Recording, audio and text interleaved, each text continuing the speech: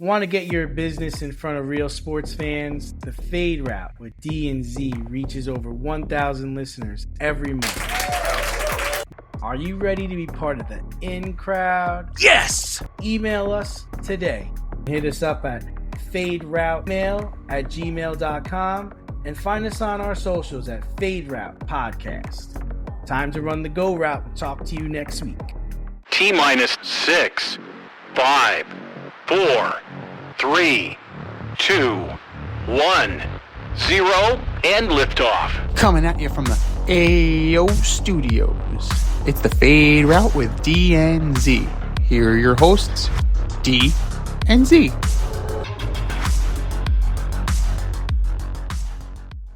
Powered by Riverside FM. Coming at you live from the AO Studio. AO. It's the Fade Route with D and Z. I am D, and we've got a great show for you tonight. Here we do. The Mets are they're Metsing. Kevin Durant and the Rockets get sent home. And who is a real contender to take on the Dodgers in October? We'll begin today's show with the passing of John Sterling. 38 years of broadcasting. He covered over 5,600 games. His famous catchphrases of the Yankees win, the Yankees win. And that's an A-bomb from A-Rod. And it's high, it's far, it is gone. And of course, that's baseball, Susan.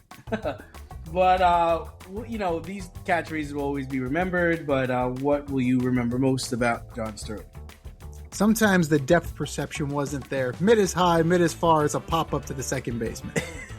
So, it happens. Oh, Susan. Oh, my. Oh, whoa. Whoa. Had plenty of those. Swishalicious was good. You're on the Mark Teixeira. Like, that was a classic. Burn, Baby Burn. Georgie Juiced one. A Thriller by Godzilla. They weren't all winners. The Giancarlo Stanton one was awful. No si posto Paulo. No, okay, sure, fine, whatever. The dude's not even Italian, but whatever. That's fine. Jeter didn't have a good one. He needed to add All Rise to make the Judge one work. Seemed like low-hanging fruit. But overall, he broadcast for the Hawks, he broadcast for the Braves, he broadcast for the Islanders. He had a radio show on WFAN. He had a career beyond being the voice of the New York Yankees. And what are you going to remember? You're going to remember him, at least I am, as sound bites. You're going to remember Bob Uecker. Like you're going to remember Harry Carey. They're characters, man. Hawk Harrelson. What memorable home run call besides put him on the board? Yes. That's him, right? You remember John Sterling forever for what he has done and the radio calls that he has put out there. It is something. The Yankees still have not replaced him. Dave Sims is fine technically, but he's as exciting as watching paint dry. He brought color. That's what John Sterling is known for. He brought his personality, the Gilbert and Sullivan and the Simon and the Broadway songs and the home run calls and the That's Baseball Susan. He was a personality. And that's what a broadcast needs. It can't just be X's and O's. It can't just be the technical element of it. That's fine, but it's not exciting. Radio is supposed to paint a picture. John Sterling would have been terrible on TV. His style was made for radio. That's what he was good at. He was able to paint a picture. Now, it wasn't always the clearest of pictures, but he painted a picture for the audience, and you could picture what was going on. Sometimes minor details got in the way of that picture, like the score, the inning, who's up. Sometimes like minor details. A lot of people complain that he never said the score. He'd only say it at the end of the inning. Never. Minor detail. Who's winning? What inning is it? John, help me. I just tuned in. Give me it. Thank God for Susan Waldman. And before that, thank God for Michael Kay. Somebody had to fill in. Somebody had to backfill the information. But he and Susan Waldman were a very charismatic booth. He and Charlie Steiner,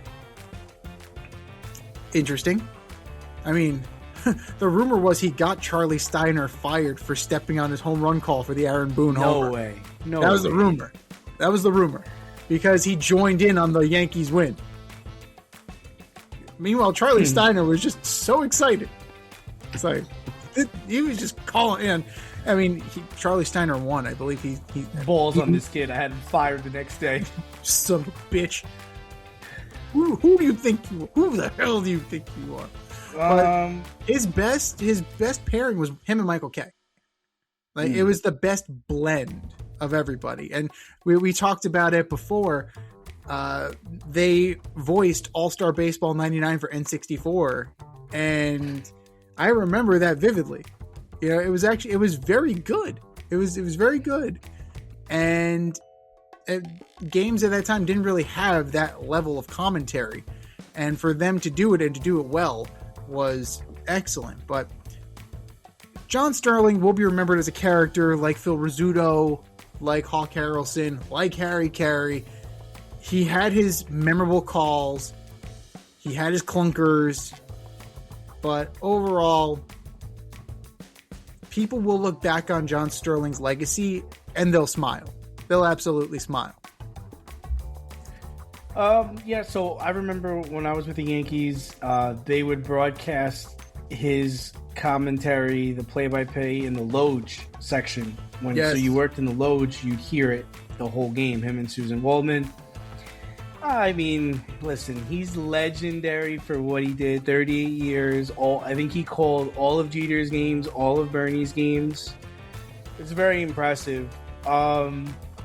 I wasn't a huge fan, I have to admit. I really wasn't a huge fan for some of the reasons you say. His catchphrases will always be remembered. I agree. To me, I know it's a different job, but Bob Shepard to me was a little bit more iconic than John Sterling. And no disrespect, and what Bob saw with his eyes over all the years he was there, my God. So, but I mean, listen, the man lived a good life. I mean, well into his 80s, worked for the Yankees. I mean, you can't. I mean, he was a little odd, but most people in radio are. So, like you said, he was made for radio. Good career, good times. I have all good things to say about him. So, but we're losing onward and upward. Yeah, absolutely. But we're losing those personalities. Like who's colorful now? Like who would you say is a colorful broadcaster? In baseball? In any outside of Gus Johnson. I like Mike Green. I do. Okay. I like Mike. Like out there, like in John Sterling territory. It's gotta be like Gus Johnson, right? Good. Was it Kenny Albert? Okay. Kenny Albert. I like Kenny Albert. Doc Emmerich used to be before he retired. Yeah, like everybody's like Joe Davis is fine. He doesn't do anything for me. That guy. I want to say it's Kevin Burkhardt. Oh, Burkhardt, yeah, another guy, like solid, but doesn't really do anything for me. He's okay. Like, I gotta be honest with you. Back in the day, I think I used to watch the games on mute. I didn't want to fucking hear anybody. Yeah. And now there's a station now where you can watch it with just crowd noise, which is great. That's beautiful. So I don't really need all the hoopla. I mean, it's nice and dandy, but sometimes I just don't want to. Yeah. I don't want to hear. True. The stuff, but no, it's great. I mean, it just brings back memories of me, driving around my dad, my parents, and like you'd have the Yankee game on, and it's nostalgia, for the good and the bad of John Sterling's style. It is nostalgia, and it's always going to kind of, it's going to pull at your heartstrings a little bit, and it's going to, it's going to make you think about when you were a kid. But I'm with you. Like today's broadcast.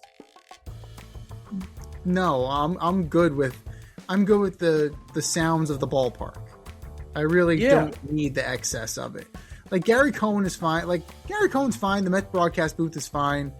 Like John Smoltz, he's hit or miss depending on what team he's broadcasting. I find Joe Davis, I can't stand it. I can't stand him. I'm sorry. So in terms of baseball, like you lost a character, and baseball is one of those sports that desperately needs characters. So we'll see, but we lost another voice of the past, another voice of our youth, and rest in peace, John Sterling. Quantum Squares offers scientifically formulated energy bars with 100 milligrams of organic caffeine for long-lasting, stable energy. Every delicious bar provides balanced nutrition with 10 grams of plant-based protein, healthy fats, and complex carbs. Use our promo code DANDZ, and you can use that at quantumsquares.com. But all there's right. no easy way to transition. There really is no easy way to transition out of this. But meet the mess. Meet the mess. Everybody beats the mess. Yeah. Had to break out some song in honor of John Sterling. The Mets are currently the second worst team in baseball with one of the highest payrolls. So David Stearns came out last week and said Mendy is safe. Even though the Red Sox fired their manager. The Phillies have fired their manager. I believe they're 8-1 and now tied for second place. Donnie Baseball, ladies and gentlemen. Don Mattingly effect. The team lacks identity, pitching, timely hitting, intimidation, a competent manager, a good GM, a guy who puts cheese on nachos. Take your pick. I think the only bright spot is Mr. Met at this point. Will this be a lost season? Oh, I'll ask the Brave fan. Is this going to be a lost season? Yeah, it certainly seems that way. I mean, unless they're going to go on some ridiculous run, I just don't see how they turn this around. Like, what's their identity? Who are they? Lindor being hurt really doesn't help anything. I mean, Soto's numbers are good, but they're like Ben Rice numbers. That's not what you're really paying for, right? The pitching staff is just god awful. Peterson, I don't know what happened to that guy. I don't know what's going on with this team. And for David Stearns and that's his name, right? Stearns, yeah. Yeah, for him to come out and say Mendy is safe, well, why? What are we paying him for? I mean, I don't know what he's thinking. I mean, is he pulling a Moneyball situation? He's like, I don't believe our record's an accurate indicator of how good we are. We just need to play more games. I don't know what's the numbers like. I don't think they're doing well in any category. I don't think they're hitting well. Nope. I don't think they're fielding well. I know they're not pitching well. No. So and then you look at the players that they traded away or the players that left. Yeah. Memo. Wow. Jeff McNeil's in what, 350? Like McNeil? Motherfucker. For the first place Oakland Athletics? Right? They're in first, yep. I'm pretty sure. Yeah. I mean, Wes? he seemed to be right on Pete, but the problem is that nobody has stepped up to replace Pete. So even a bad Pete is better than who they got. Yeah, so is this a lost season? I think it is. But since it's a lost season, let's be proactive about this. Let's call it what it is right now and let's start to make moves that are better. Let's bring up guys that we're waiting on to become players, and let's see if they can play. Mm-hmm. Let's trade Beatty. Let's trade. Where's the Jorge Polanco? What the hell happened to Jorge Polanco? Does he even play? IL. No, he's on the IL. He got hurt playing first because it's incredibly hard. I think the catchers, like Alvarez, is probably the best player in the damn team right now. So try to trade him. Like and the Braves aren't world beaters. They're not that great. So, and the division's not that great. But I think you need to, you gotta know when to hold them, know when to fold them, and just that's where I'm at. It's 35 games in for the most part. I mean, they're 13 and 22. They're going to start in a few minutes out in Colorado. They got snowed out yesterday. They got snowed out yesterday, yes. So they're in the same boat as they're the second worst team in the league. The Angels are the worst team in the league. They're 13 and 23. Yes. Now, your leading hitter is Bo Bichette at 236. He's playing terrible. Mm-hmm. It's a contract year for him. 2 homers, 15 ribbies. That's what you got. A. And they refuse to play him at shortstop. He's a shortstop. Lindor's hurt. You have a shortstop on the team. You have 5 second basemen rotating between second, first, the outfield, and the bench. The fuck? Do you know who the team leader? When A-Rod was on the Yankees and Jeter got hurt, they wouldn't let A-Rod play shortstop. No, it's like, what the fuck, guys? God damn it! The best shortstop in the motherfucking league is playing third base right now. But Skip, I can play shortstop. The fuck you will. I can play the whole left side of the infield, motherfuckers. The fuck you will. The team leader is Mark Vientos with 4 homers. 4. He's another guy that's trash. Cuatro. Bo Bichette has 15. That's the team lead. 15 ribbies. They can't hit. Fielding the whole point of this was run prevention. The fielding isn't awful. It's not great. Clay Holmes has been a revelation this year. 4 wins, 1.69 ERA. So he's been good. McClain has been okay. Williams is a fucking nightmare. Williams was going to be a nightmare. Weaver's been better. Peralta's been up and down. He's been better, but he did not start great. He's been what he is. It's who he is. Yeah, no, he's not an ace. You traded for him as if he was an ace. He was behind Woodruff, and he was behind Woodruff for a reason. He was the 3rd starter on that team behind Woodruff and Burns. And he's good. He's good. He's a good pitcher. So maybe Holmes is your ace. God help me, Clay Holmes is the ace.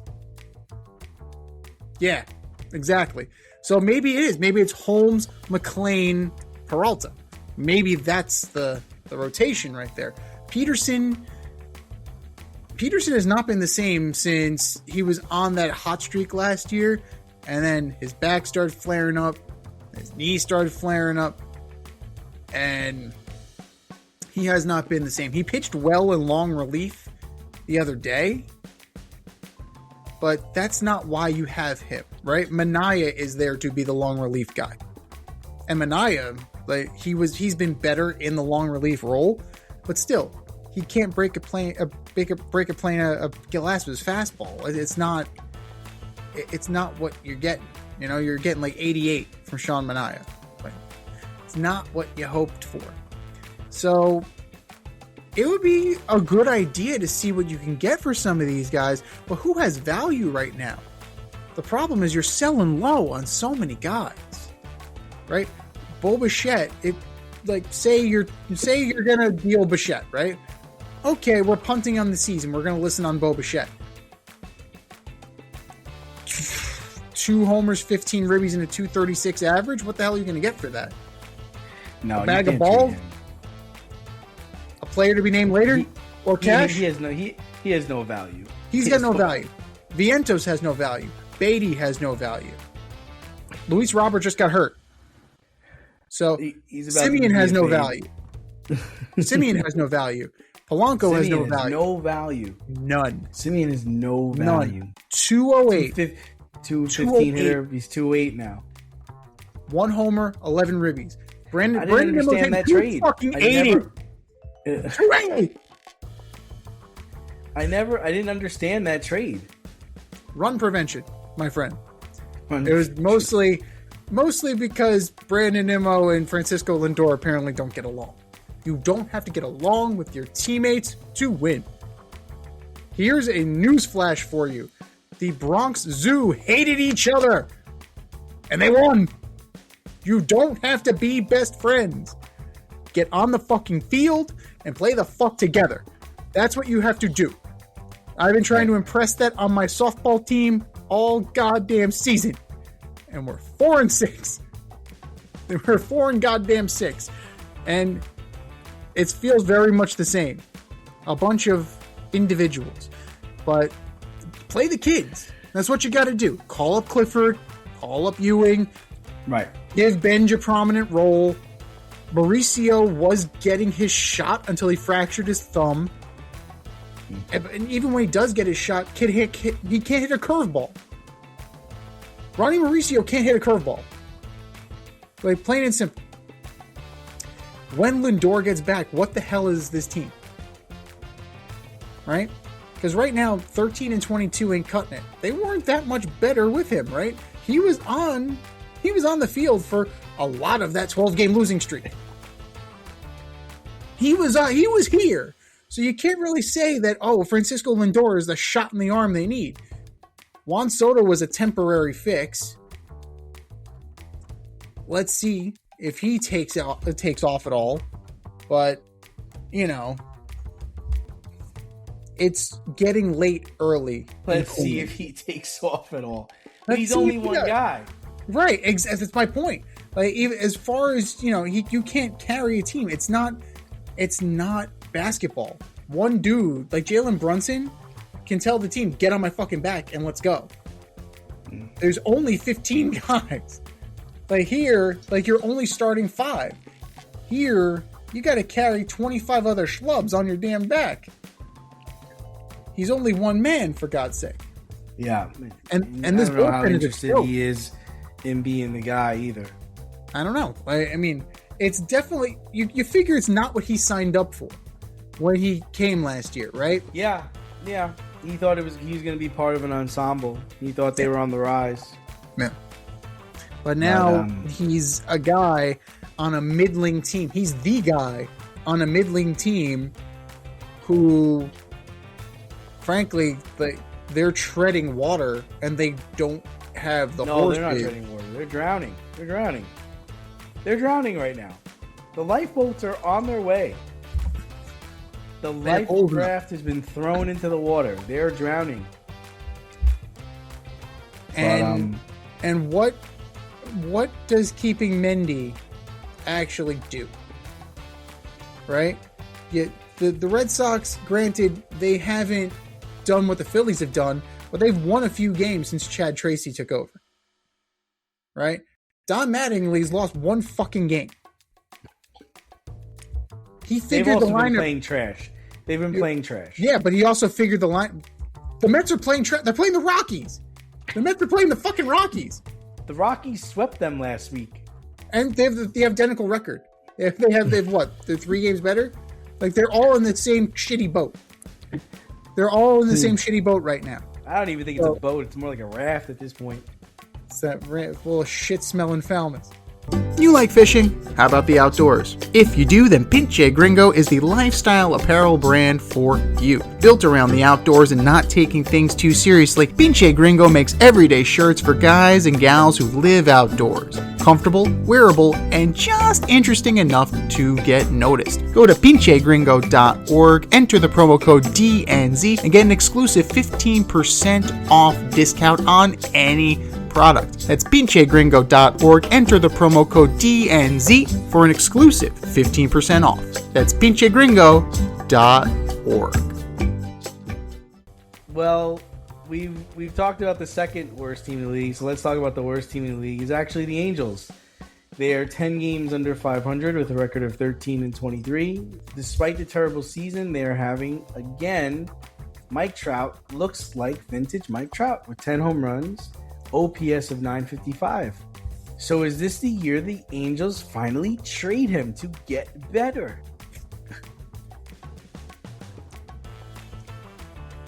.260, 11 homers, 429 on base percentage.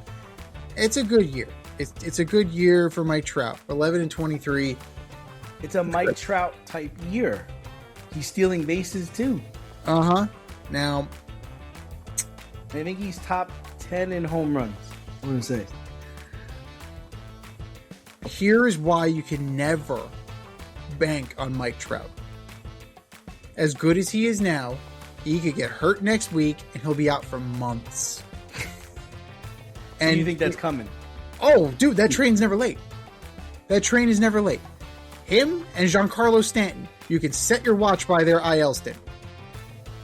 It's a matter of time that Mike Trout is going to end up on the IL. And you're not going to get the package that you want for him. You should have done that 5 years ago, 6 years ago. You should have cashed in. But you brought in Ohtani. You tried to make Trout and Ohtani work.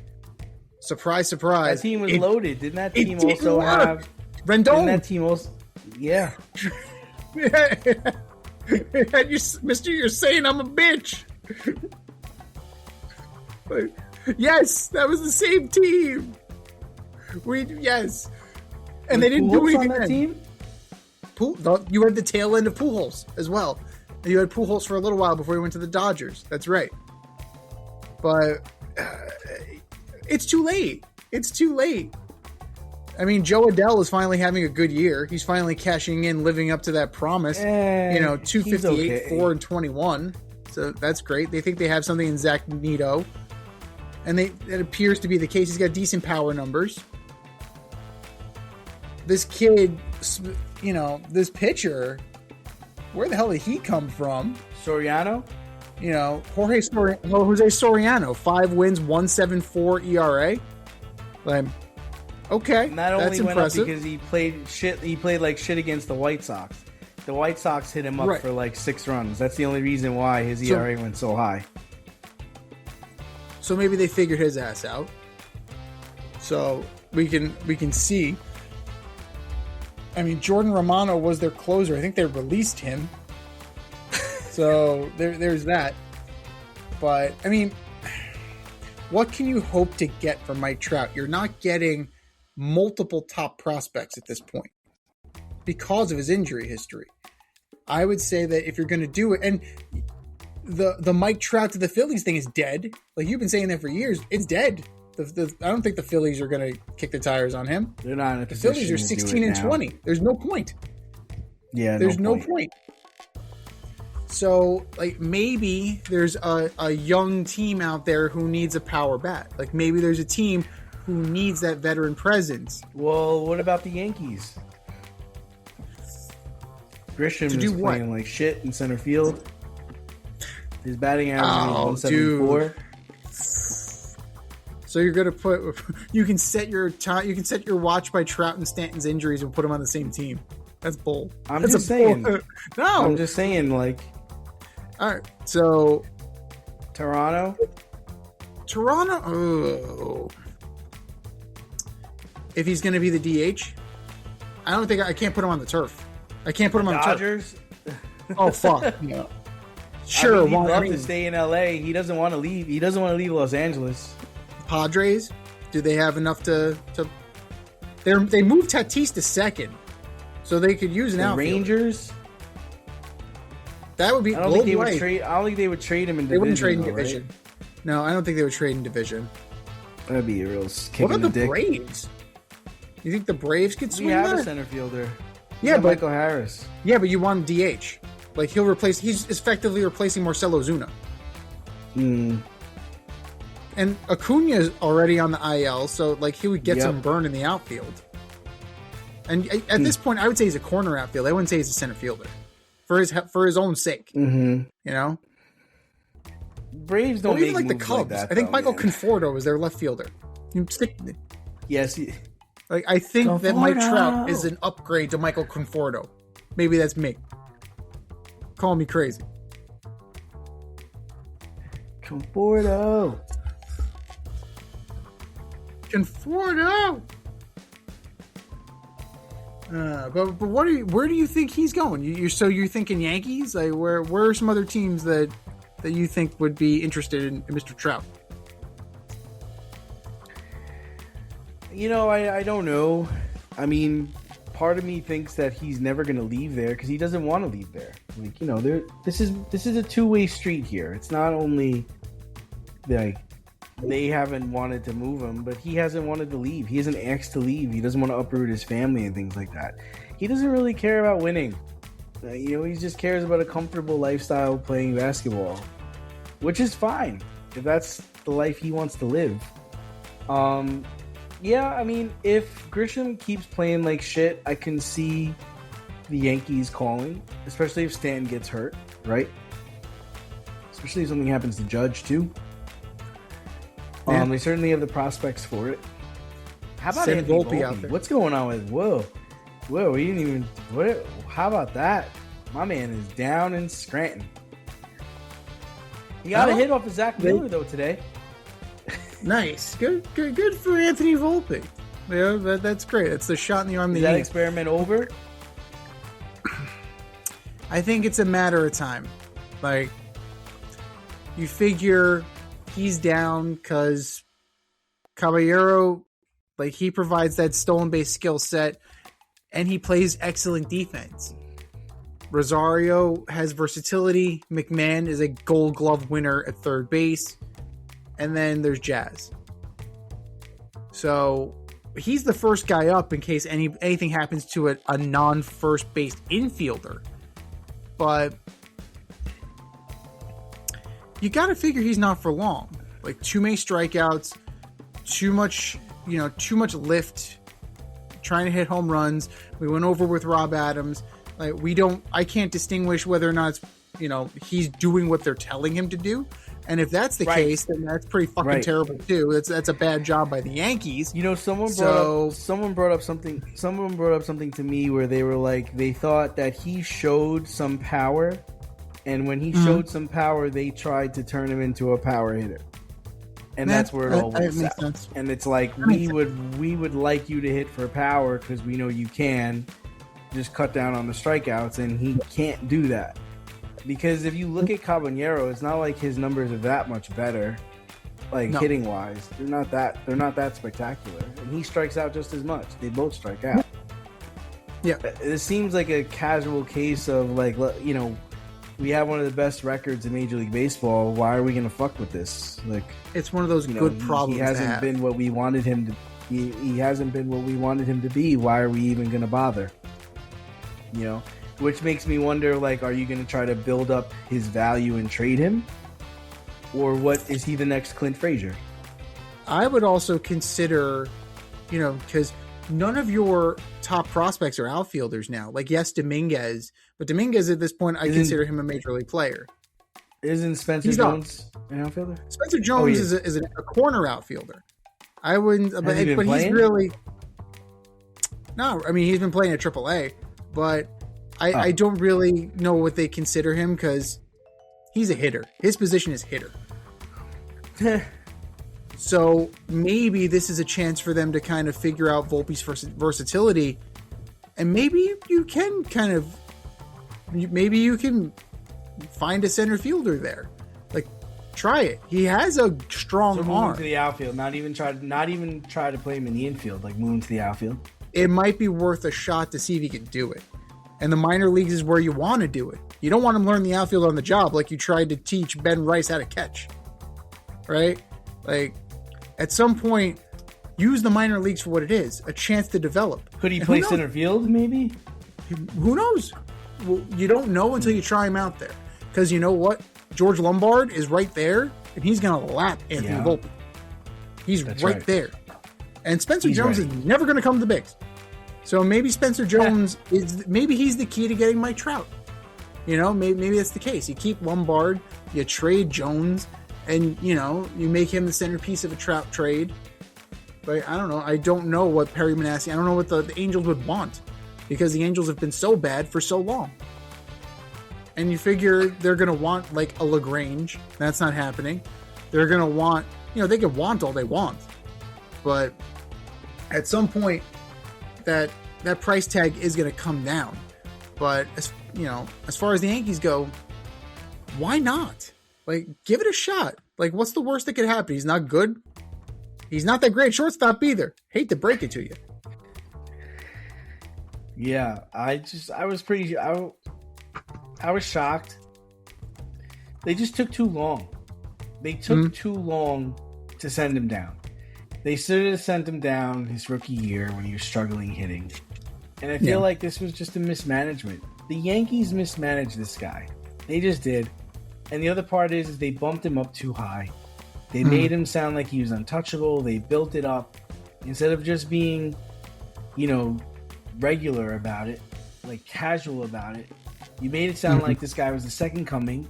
And now he fell flat in his face. And now he has no value. There's no value.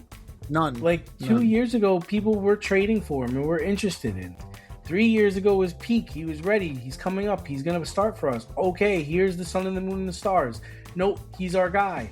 Come the fuck on. But it doesn't matter. Whatever the Yankees are doing, it's working. They seem to be in prime position to win the American League East. I don't think Tampa is going to catch them. Elevate your coffee routine with Strong Coffee Company's Black, Instant Blend, and Lattes. Both feature organic coffee, protein, MCTs, and adaptogens for sustained energy and mental clarity. You can use our discount, DANDZ, and you can use that code at strongcoffeecompany.com. And Buster Olney thinks that the Yankees, the Braves, and the Cubs have a chance to beat the Dodgers, but mainly the Yankees and the Braves. Can you see any of these teams beating the Dodgers in the 7-game series? The Rays are currently 24-12. They're a game behind the Yankees. So wild. And last time I checked, the Yankees did they gagged it up to the Blue Jays last year. So the Yankees can be had. They are getting Cole back. They are getting Rodon back, but we shall see. Is there this Yankee lineup can be pitched too, right? The Dodger rotation can pitch to anybody. The Yankees strike out a lot. The Dodger pitchers strike out a lot of guys. Is Ben Rice going to keep up the 343 clip? No. Is he going to be the best player, the best hitter on the team, not named Aaron Judge? No. He'll come back. Can you expect Cody Bellinger to be at 283 for the remainder of the year? No. The Yankees have not hit their down part of their year yet. It comes for everybody. The Braves, they just lost Ronald Acuna. Let's see how long that's for. Olsen seems to be doing okay. Look at Ozzie Albies. It was from get this guy off the fucking team. Now he's he's leading the team in average. So, good for Ozzie Albies. Like, whatever he did in the offseason, it worked. For me, it's about the pitching for the Braves. What are you getting from Strider, number 1? Can Chris Sale stay healthy, number 2? And who the hell else is there? Number 3. Because Schwellenbach hasn't even picked up a baseball. Schwellenbach is done. Right? Schwellenbach is done. Ronaldo Lopez got moved to the bullpen.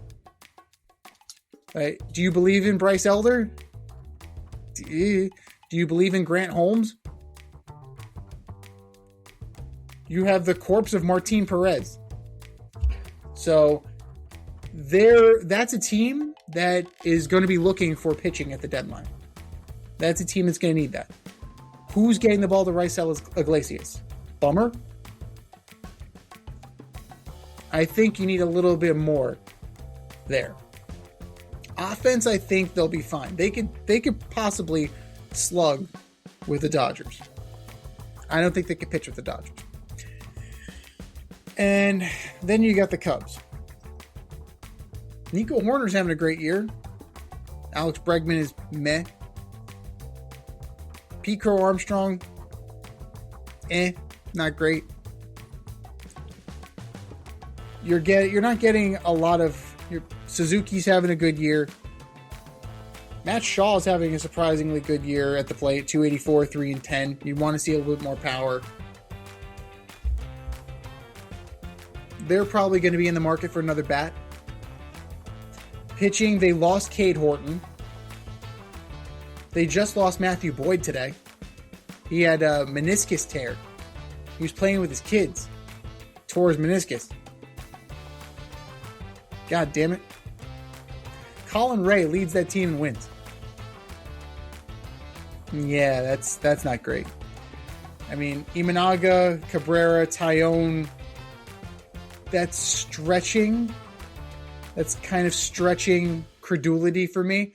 Imanaga is good. Tyone has been a solid arm in the league for years. Edward Cabrera has a lot of promise.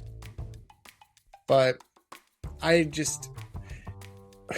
when you compare that to the Dodgers... When you compare that to the Dodgers, who can throw Ohtani, Glasnow, Yamamoto, Sasaki... Yeah. Snell. So Sasaki will probably be the closer again if Diaz can't. Diaz with his loose bodies in his elbow. What's his face is closing games. The old closer for the Padres is closing games. Tanner Scott? Tanner Scott's closing games. Yeah. Right. And then you have Trinan. Come on now. This is... What are we talking about? And Alex Vesia will be there this year. You figure. It's an embarrassment of riches. And you know as well as I do that if the Tigers can't stay in the race, Tarek Skubal is going to be a fucking Dodger. They're going to find a way to make that happen. He's out 2-3 months. That lines up right for the trade deadline. And the Dodgers will fucking make that happen. So, because they can. Good luck with that, motherfucker. Good luck with that.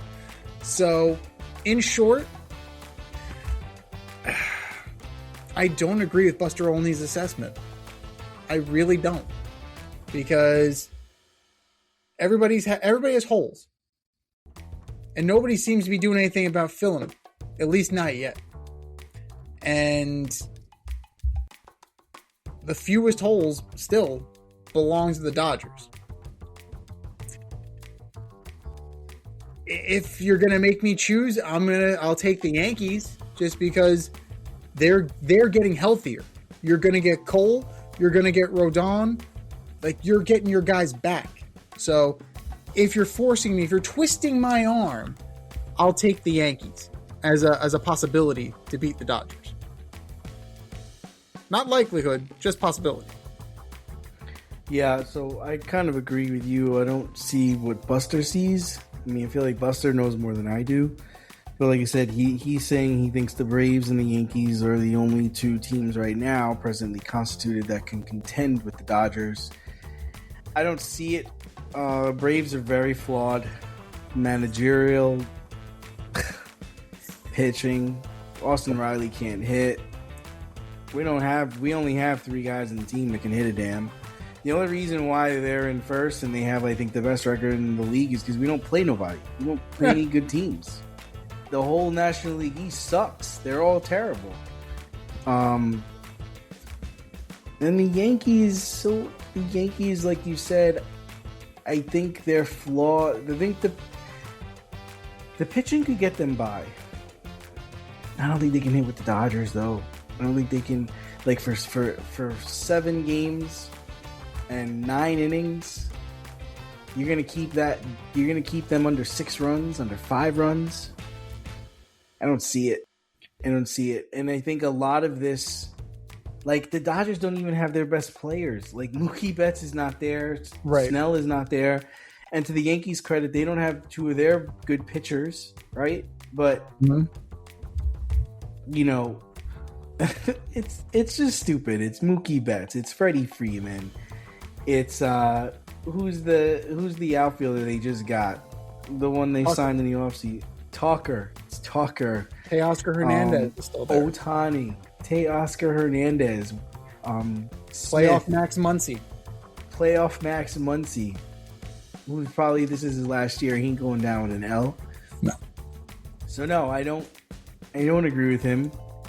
Now, they might get a game or two, but to say that they're going to win 4 out of 7? Yeesh.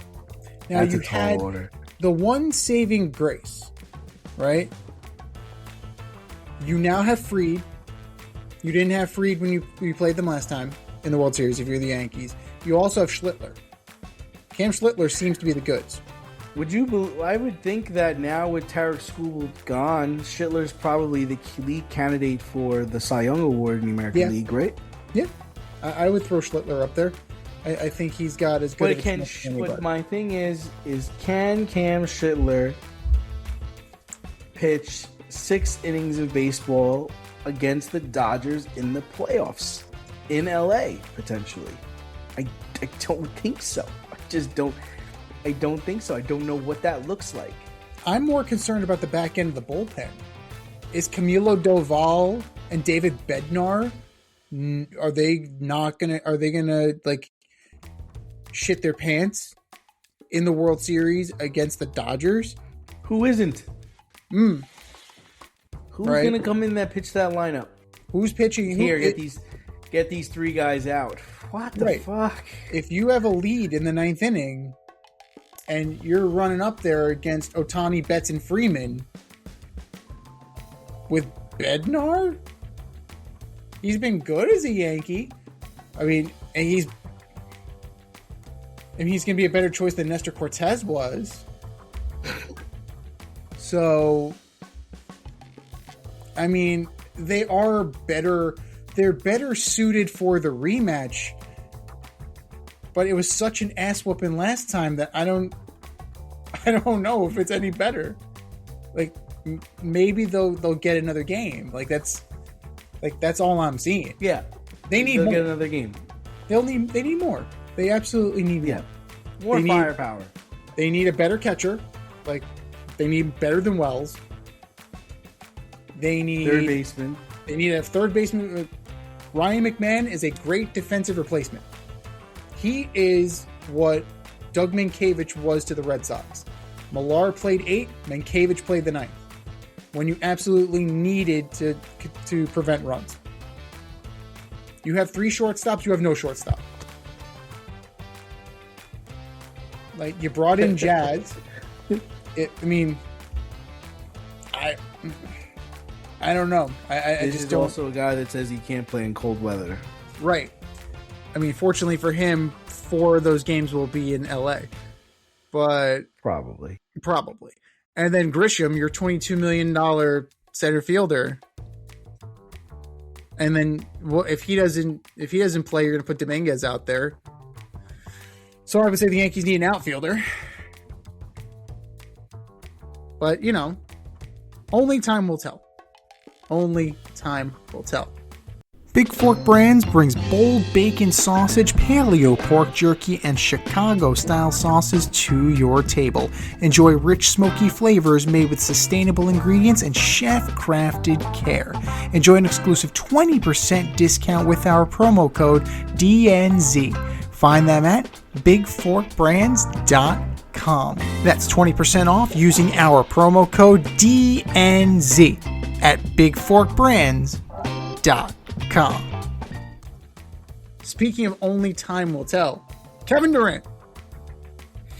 The Rockets were eliminated over the weekend by the Lakers in the first round of the playoffs, and Kevin Durant was the center of attention once again. He barely played. The Rockets were able to get 2 games on the Lakers. Should the Rockets trade KD? run it back, or reinforce this team by trading some of their young assets for Giannis Antetokounmpo.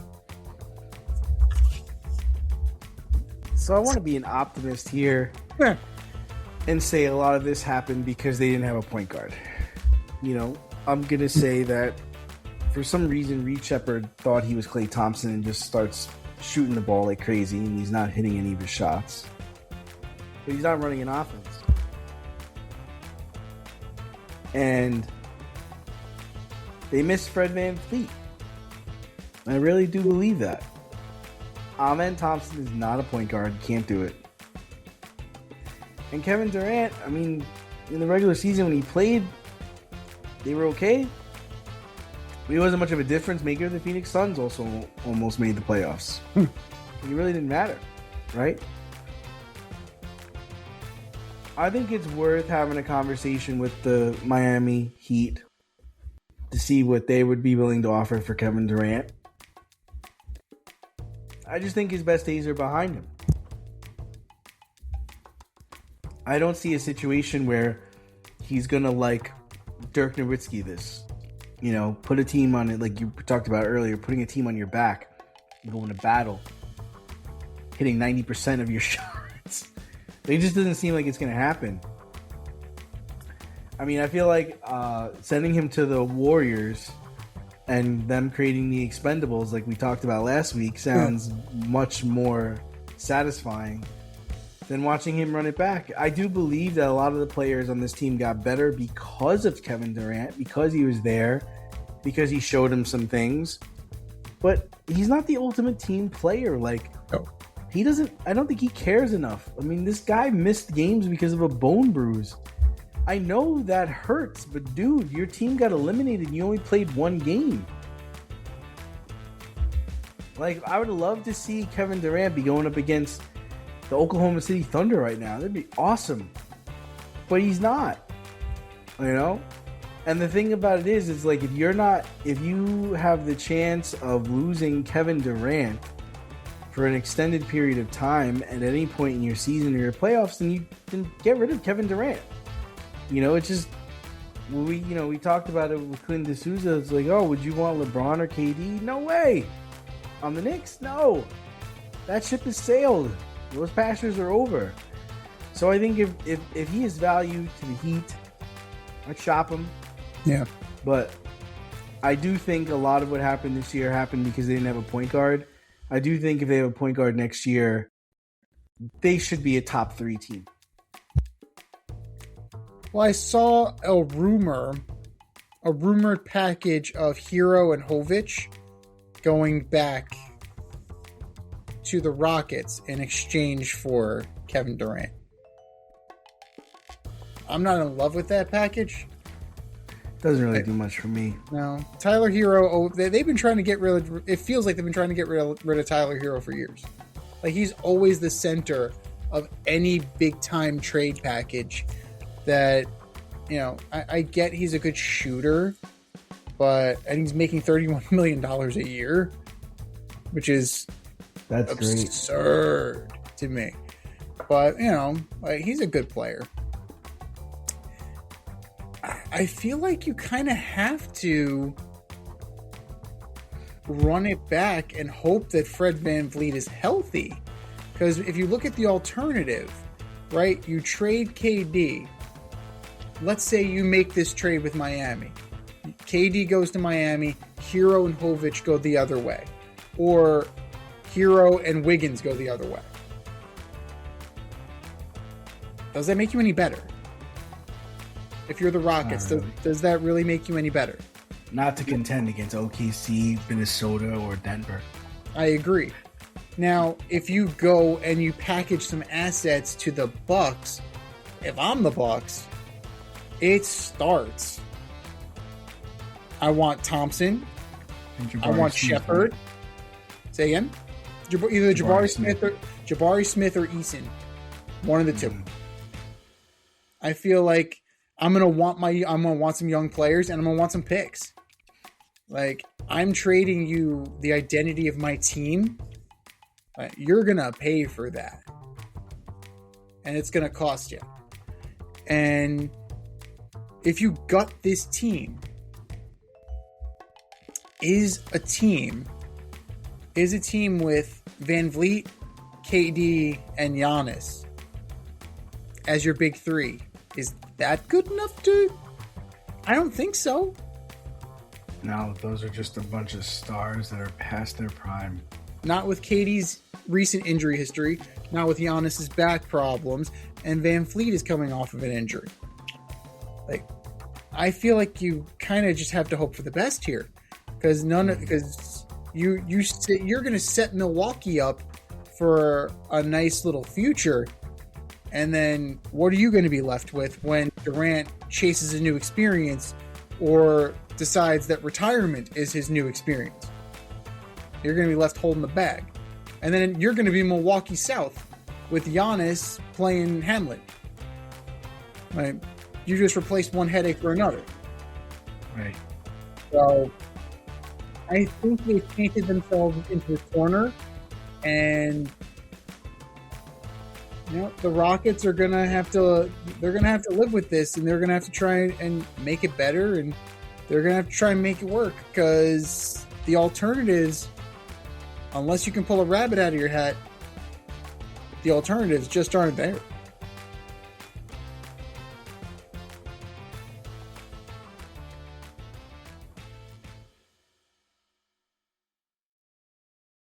Hypernatural, the best men's polo shirts of 2024 as voted by Men's Journal.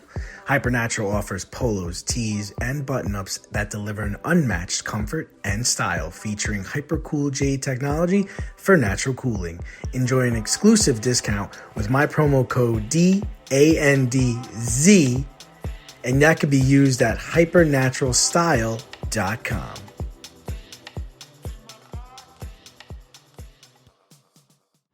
It's the In Route, where friends of the show get a special segment with us. Want to be part of the action? Want to be the newest member of the In Crowd? Well, you know what to do. Hit us up, faderoutemail@gmail.com, or slide in our DMs on IG at FadeRoutePodcast, or drop us a line on X at FadeRouteDNZ, and you could be next.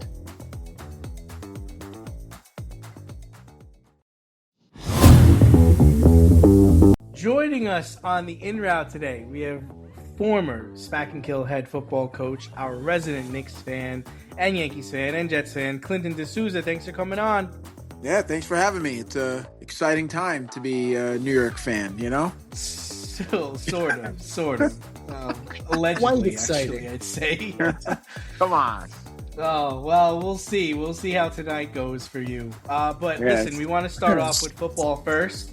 We'll start you off with this. The NFL draft took place 2 weeks ago, and your Jets found themselves in a familiar spot, picking number 2. Oddly enough, the Jets did not opt for an unproven quarterback from a weak conference this time. They took David Bailey, a defensive end from Texas Tech. So what do you know about David Bailey, and how long will it take for him to make the Jets better on defense? I know he's a productive sack guy and someone that can put pressure on the quarterback. That's kind of just his strength. I'm not sure about him against a run, so I'm a little worried there.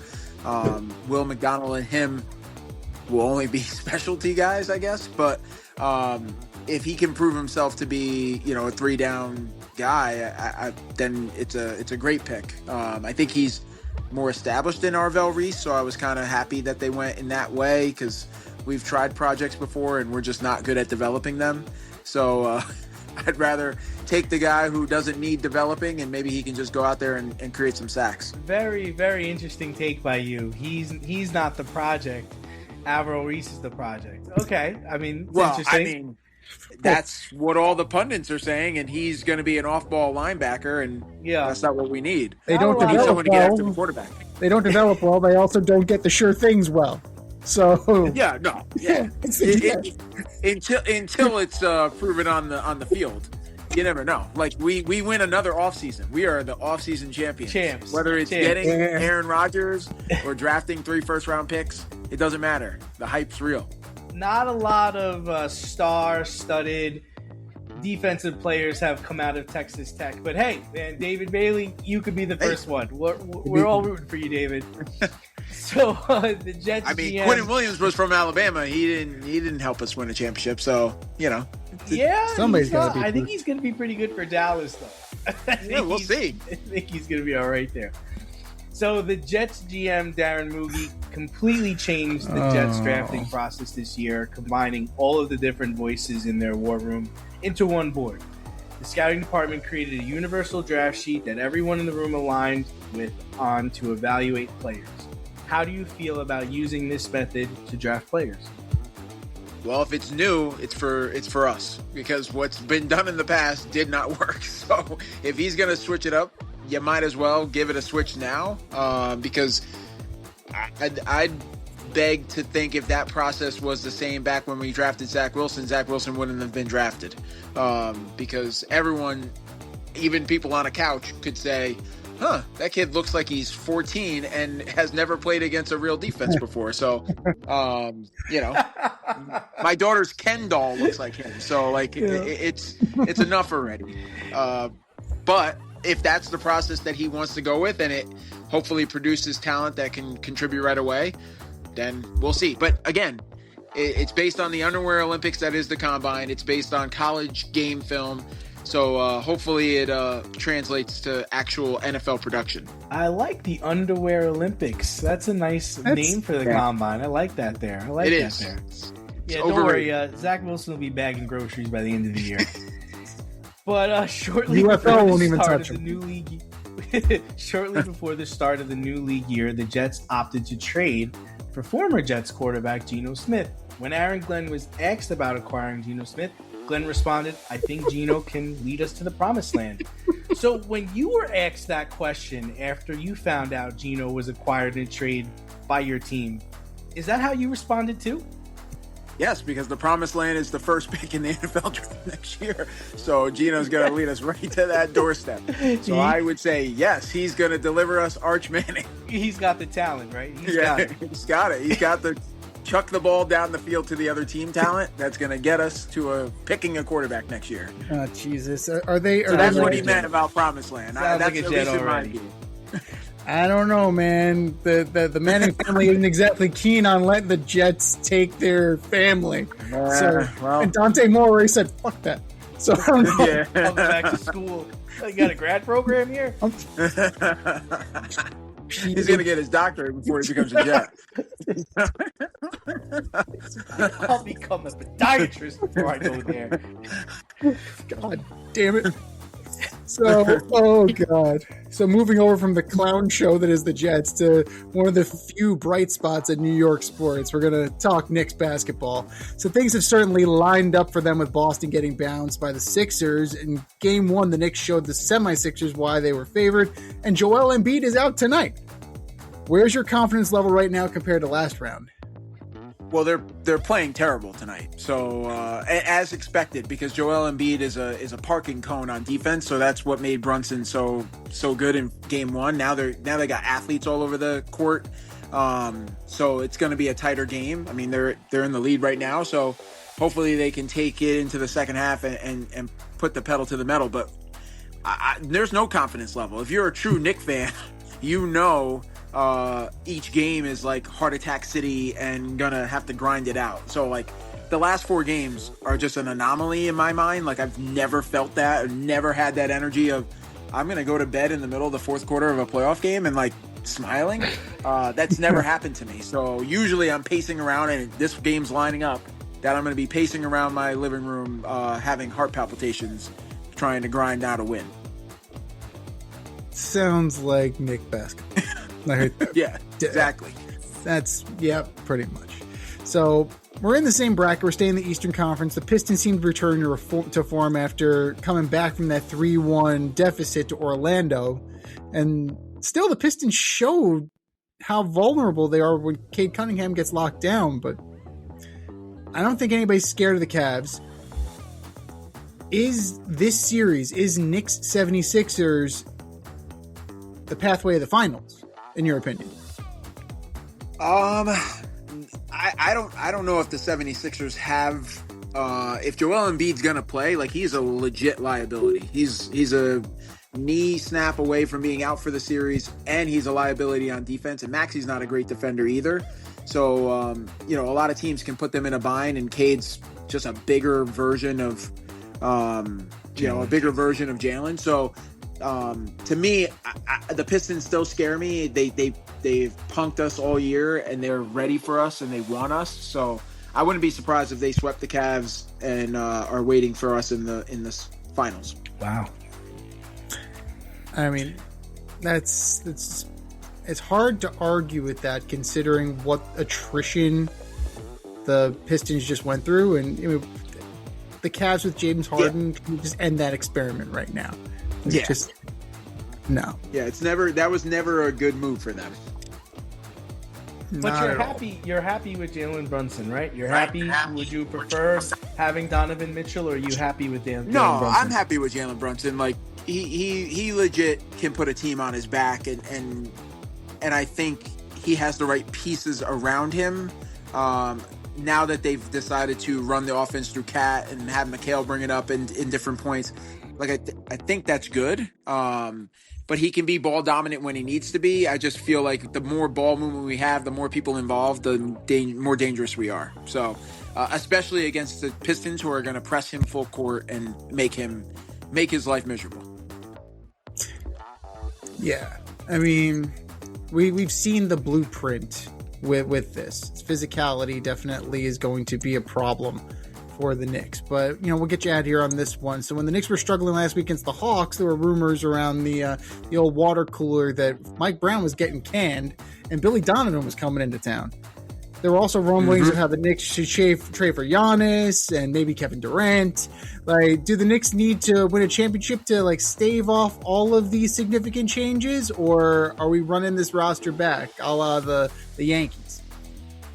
Well, I think if they don't get past this round, there's going to be a significant amount of changes. If they don't get to the finals, I think there'll be at least a push for Giannis.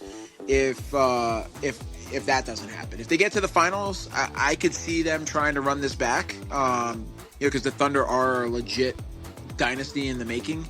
They're a hard team to beat. So, I think each stage will depend. If we don't get past this round, there's going to be a lot of changes, including Mike Brown.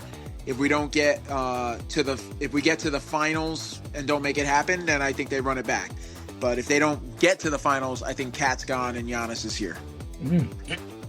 Interesting. So what would that package look like in your mind? Would it be Cat and a bunch of second rounders, or or is you get another team involved? Or they're gonna want Bridges too.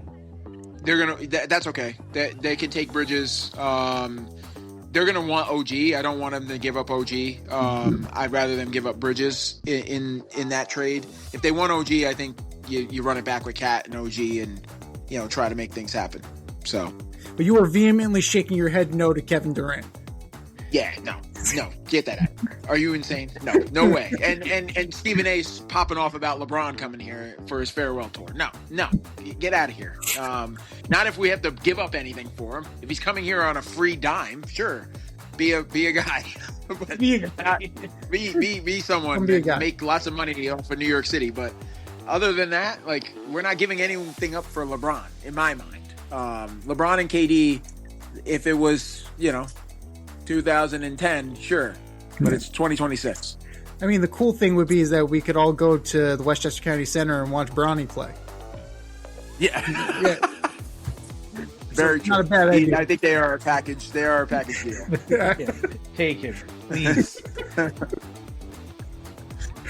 Oh, well, Clinton LeBron in New York would be interesting at this point. With this team, with the team that's here, adding in a player like LeBron, that'd be interesting. Yeah, but that's what I'm saying. It has to be the team that's here. It can't be OG going for LeBron. No, but I can see the Lakers saying they'd want Cat, and they would take Bridges. Okay, and you take Bronny, and I don't think they would give up Austin Reeves, but maybe another player. Okay. Connect gets no burn for them. Say again? Connect gets no burn for them. I might Dalton Connect would be nice. Yeah. I could just see him playing well with this team.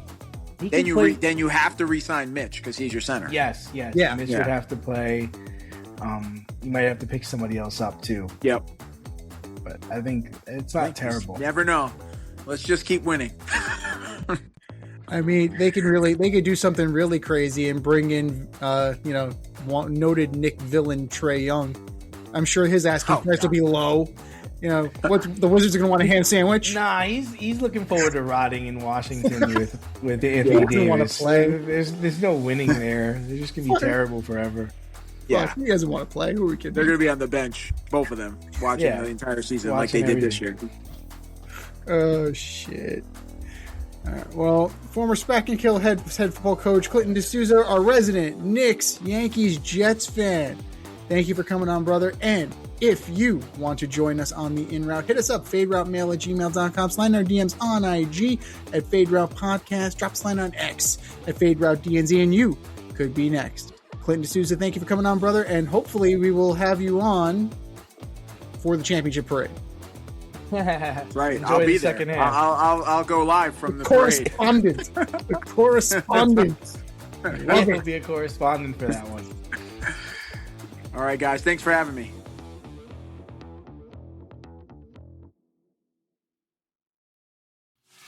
Step outside of your safe area and make a statement without saying much with FCK Clout Lifestyle Apparel. Embrace the colorful chaos and stay emotionally regulated in their graphic tees, hoodies, snapbacks, accessories, and more.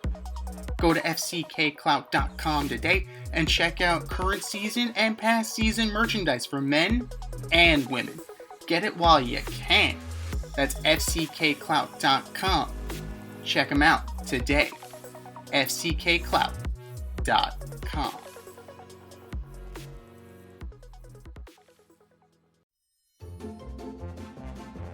Who's the best of the worst this week in sports? The Fade Store presents the Alleged Superstar of the Week Award.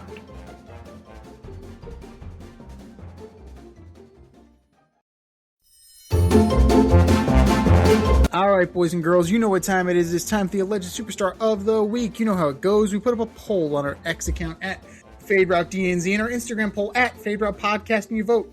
And you vote, and you vote, and you vote. And the winner of said vote gets a shout out on this here show and takes home the coveted ass trophy. And do you know who took home the coveted ass trophy last week, D? I don't. The Mets. Again. Jesus. They did. That's It's awesome. A bad run of luck for the Mets. Meet the Mets, step on up and beat the Mets. Apparently everybody can, and everybody is. But that was last week. This is this week. Who are your nominees for Alleged Superstar of the Week, D? Man, could the Mets make it for a third week in a row? They Sure, we could. come up with something. Anything is possible. All right, so first up, I've got, I guess, forward Kevin Durant of the Houston Rockets.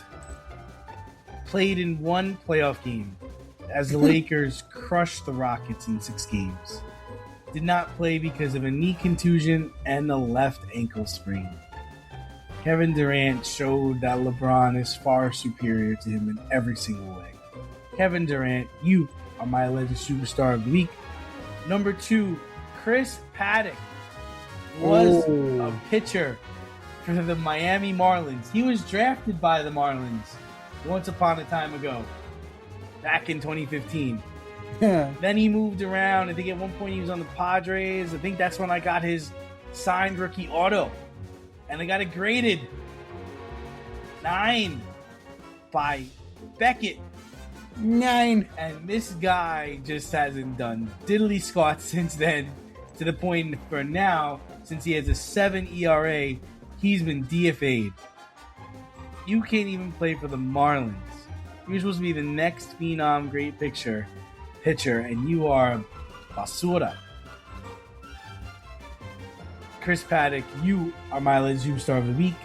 And last but not least, Austin Reeves, guard for the Lakers. In Game 1 against Oklahoma City Thunder, 36 minutes, 8 points, 3 for 16. why even bother coming? Why bother playing? What is that? What the fuck? What kind of stat line is that? Austin Reeves, you are my alleged superstar of the week. We got Z. Clearly a tune-up because Austin Reeves, needed to get back out onto the court. But is he playing better tonight? Probably not. By the way, Knicks won 108-102. Let's go. 2-0 series lead. So there's that. No Embiid, no problem. Oh, they didn't play. No. They're playing tomorrow. So I'm going to start with the Edmonton Oilers. Ooh. Yeah. Man. Might be time to break them up. Might be time to break it up. The reigning, defending, back-to-back Western Conference champions bounced by Rangers West. Anaheim. Quantic. Let's fucking go. Currently, the Rangers West, they are down one game to none to the Torts Knights. So there's that. But we need to have a serious conversation about Edmonton at this point. Is it time to break them up? You might have to. The whole is not as good as the sum of its parts. Bouchard can probably get you something. McDavid will definitely get you a lot. Draisaitl will definitely get you a lot. This team was not a goalie away, right? That's what Arthur Staples said, and we agreed with him, and it proved as much. You got bounced by the fucking Rangers. Like, that's all you need to know. Edmonton Oilers, you are my alleged superstar of the week. Number 2, the Tampa Bay Lightning. Yeah, that's right. 2 hockey teams. Oof. Yeah. 9 fucking shots. Yeah. How do you give up 9 shots on goal and lose? How? With Vasilevsky in goal. How? Montreal moves on. They won 2-1. 2 goals on 9 shots. That doesn't compute, dude. That's soccer. 2 goals on 9 shots on goals is a soccer number. That is not. It's unfathomable. But here we are, the two of the stronger teams and 2 teams that could have made a run, both out. Tampa Bay Lightning, you are my alleged superstar of the week. And number 3, Manchester City. A 3-3 draw at Everton all but takes Man City out of contention for the Premier League Championship. So it looks like Arsenal might finally get the job done. And they're also in contention, Arsenal is, to win the Champions League. So they can go from the ultimate bottler, the ultimate bridesmaid, to having the Champions League and the Premier League in the same season. No trouble, though. But all Man City had to do was beat my Everton. Ha! Didn't happen. Suck on that. Manchester City, you are my alleged superstar of the week. I think we said our piece. Go to our X account at FadeRouteDNZ. Go to our Instagram poll at FadeRoutePodcast and vote. And vote, and vote, and vote. And for our nominees.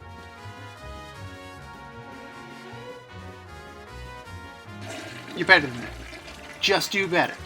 Just do better. This has been the Fade Route with DNZ. Thanks for tuning in tonight. Catch our podcast on Wednesday nights on Spotify, iTunes, iHeartRadio, or wherever you listen to your podcast. So until next time, stay fade, everyone. Time for us to run the go route. We'll talk to you next week. Thanks for listening to this episode of our podcast. If you liked what you heard and you want to hear more, be sure to like and subscribe on your favorite podcast platform. Leave us a review, rate us 5 stars, turn on subscription notifications, and share on social media. Tell your friends and spread the word.